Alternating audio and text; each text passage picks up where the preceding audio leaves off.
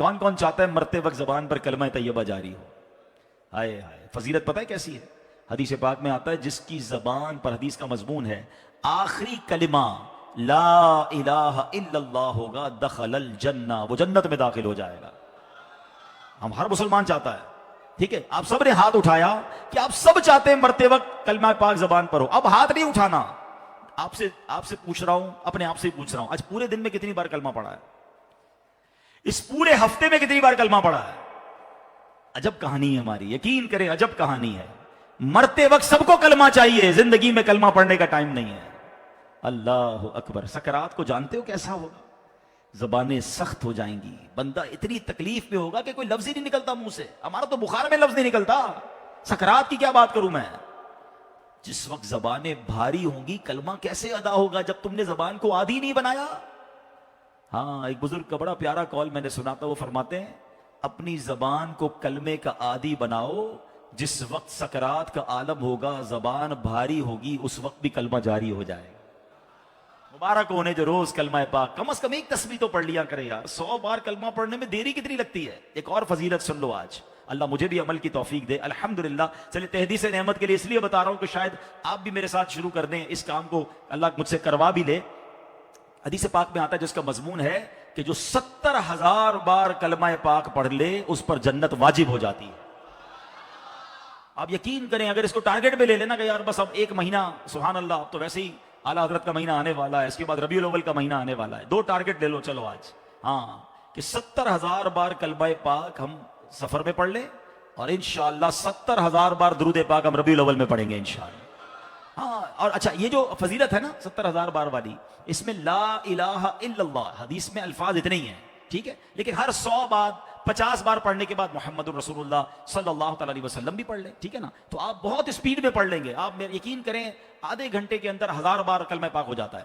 تو آپ روزانہ 5000 بار بھی پڑھ لیں تو یہ 10 12 15 دن میں ہو جائے گا۔ اب اگر یہ پتا ہو کہ جنت واجب ہونے کا نبی پاک نے وعدہ کیا ہے، اور آپ یقین کریں اتنے واقعات ہیں بزرگان دین کے کہ جن کو کسی نے آ کر بتایا کہ میرا جو ہے وہ خاندان کا کوئی فرد ہے جس کو عذاب ہو رہا ہے، خواب میں دیکھا، آپ نے 70,000 بار کلمہ پڑھا ہوا تھا، آپ نے اس مردے کو اشال کیا، اگلے دن وہ آ کر بتاتا ہے کہ میں نے اس کو جنت کے باغات میں دیکھا ہے، اس سے عذاب اٹھا لیا گیا۔ تو یہ کمال کا وظیفہ ہے کلمہ پاک۔ اچھا، افضل الذکر، حدیث پاک میں کہا گیا سب سے بہترین ذکر جو ہے وہ لا الہ الا اللہ۔ کتنا کرتے ہیں ہم؟ سوچے نا، ہم اب اپنے آپ کو کتنا دور رکھے ہوئے ہیں اپنی موت کی تیاری سے، اپنی آخرت کی تیاری سے، اپنی قبر کو روشن کرنے کی تیاری سے۔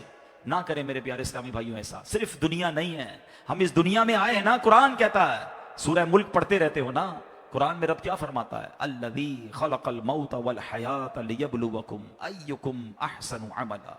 اللہ اکبر۔ اس میں کیا فرمایا رب نے؟ جس نے موت اور زندگی پیدا کی کہ تمہاری جانچ ہو کہ تم میں کس کا کام زیادہ اچھا ہے۔ میں اور آپ جو آئے نا دنیا میں، واٹ از دا ریزن؟ موت اور زندگی کو پیدا کرنے کا مقصد یہ ہے کہ چیک کیا جائے کون اچھے کام کر کے آتا ہے۔ یعنی آسان لفظوں میں ہم سب کو امتحان کے لیے بھیجا گیا ہے۔ ہم اس دنیا میں آئے ہیں، ہمارا ٹیسٹ ہو رہا ہے۔ آپ کہیں یار اتنا بڑا ٹیسٹ؟ ہاں، یہ 50 60 70 سال کا ٹیسٹ ہے، اور اس کے بعد جو اچھے اعمال لے کر جائے گا، 3 4 گھنٹے کے امتحان کے بعد ایک کلاس آگے بڑھتے ہو نا، ایک آپ کا درجہ آگے بڑھتا ہے۔ تھوڑا ٹیسٹ بڑا ہے مگر انعام ایسا ہے کہ جنت میں داخل ہو گئے تو پھر کبھی نکالے نہیں جائیں گے۔ ہاں، قرآن کہتا ہے ہم فیہا خالدون، ہمیشہ ہمیشہ جنت میں رہیں گے۔ اگر جنت میں جانا ہے تو یہ ٹیسٹ پاس کرنا ہے۔ یاد رکھیے صحابی رسول حضرت طارق محاربی رضی اللہ تعالیٰ فرماتے ہیں، اللہ پاک کے آخری نبی صلی اللہ تعالی علیہ وسلم نے مجھے نصیحت کرتے ہوئے فرمایا، یا طارق استعد للموت قبل الموت، اے طارق مرنے سے پہلے موت کی تیاری کر لو۔ ہاں، یہ نبی پاک نے فرمایا۔ اچھا، میں ایک سوال کرنا چاہتا ہوں، اگر میں آج آپ سے ایک سوال کروں کہ ہم میں سے کسی کو پتا چل جائے کہ کل کا دن ہے، کل غالباً 16 تاریخ ہے، 16 اگست آپ کی زندگی کا آخری دن ہے، اور کل رات آپ دنیا سے چلے جائیں گے، ایک دن ہے آپ کے پاس، ایک مسلمان اس ایک دن کو کیسے گزارے گا؟ سچ بتائیے، کیا وہ کل دکان پہ جا کے کاروبار کرے گا؟ کیا وہ کل جا کے پیسے ڈبل کرنے کی کوشش کرے گا؟ کیا وہ کل جا کے فرنیچر مارکیٹ میں فرنیچر بنوائے گا؟ یا کل جا کے معاذ اللہ دوستوں کے ساتھ فلم دیکھنے کا چاہے گا، چلو یار آخری دن ہے ذرا موج مزے کر لوں؟ یہ کیا کرے گا؟ اگر عقل مند مسلمان ہوا تو ایک دن ہے تو مسجد میں گزارے گا، تلاوت میں گزارے گا، توبہ میں گزارے گا، ذکر و اذکار میں گزارے گا، ہیں اللہ پاک سے معافی میں گزارے گا، کیونکہ آخری دن ہے۔ یہی کرو گے نا اگر پتا چل جائے. مجھے بتاؤ کہ ہمیں پتا ہے ہمارا آخری دن ہے کہ نہیں ہے؟ ہمیں تو کل کی بات چھوڑے آج رات کا نہیں پتا، تو پھر کیوں تیاری نہیں کر رہے؟ پتا چل جائے تو تیاری کریں گے. میں تو پہلے ہی بتا رہا ہوں آپ کو. آپ میں سے کتنے لوگ بیٹھے جن کو پتا ہے کل صبح تک زندہ رہیں گے؟ مجھے بھی نہیں پتا، آپ کو بھی نہیں پتا. جب پتہ ہی نہیں ہے تو پھر کیوں تیاری نہیں کر رہے؟ پھر کیوں توبہ نہیں کر رہے؟ پھر کیوں حرام کی طرف ہم جاتے ہیں؟ خدا را یاد رکھیے میرے پیارے اسلامی بھائیوں، قبر میں جا کر اتنا پچھتاوا ہوگا گناہگار کو. بلکہ روایتوں میں آتا ہے، پیارے آقا علیہ السلام نے فرمایا جس کا مضمون ہے مرنے کے بعد نیک بھی پچھتائے گا، گناہگار بھی پچھتائے گا. عرض کی حضور گناہگار پچھتائے گا یہ تو سمجھ آتا ہے، نیک کیوں پچھتائے گا؟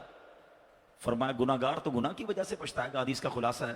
فرمایا نیک اس لیے پچھتائے گا جب وہ آخرت میں نیکیوں کا اجر دیکھے گا نا تو وہ کہے گا کاش میں اور نیکیاں کر لیتا، وہ جو فضول ٹائم ضائع کیا تھا اس میں اور اللہ کا ذکر کرتا، اور نوافل پڑھتا، اور عبادت کرتا. تو یقین جانیے میرے پیارے اسلامی بھائیوں، یہ زندگی، یہ جو ہماری سانسیں چل رہی ہیں نا، ابھی چانس ہے ہمارے پاس، جتنی نیکیاں کرنی ہے کر لیں. جس دن سانس بند ہوئی نا اس دن عمل نہیں ہوگا، اس دن جزا ملے گی. آج دار العمل ہے، today is the time of action and tomorrow is the time of accountability. اس دن صرف جزا ہوگی، یا تو آپ کو اللہ نہ کرے گناہوں کی وجہ سے کسی کو سزا ملے گی یا نیکیوں کا اجر ملے گا. آج وقت ہے نیکیاں کرنے کا. قبر میں اتارے جانے کے بعد کوئی چانس نہیں ہوگا. اچھا آپ کو پتا ہے جب قبر میں بندہ جاتا ہے، کسی کا بھی انتقال ہوتا ہے، تو گھر والے کیا کہتے ہیں، خاندان والے کیا کہتے ہیں؟ میت نے پیچھے کیا چھوڑا ہے؟ آپ کو پتا ہے فرشتے کیا کہتے ہیں؟ میت نے آگے کیا بھیجا ہے. اصل یہ بات سمجھ لیجئے گا، ہم نے آگے کیا بھیجا ہے. خوش نصیب ہے وہ لوگ جو آگے بھیج کر تیاری کر رہے ہیں.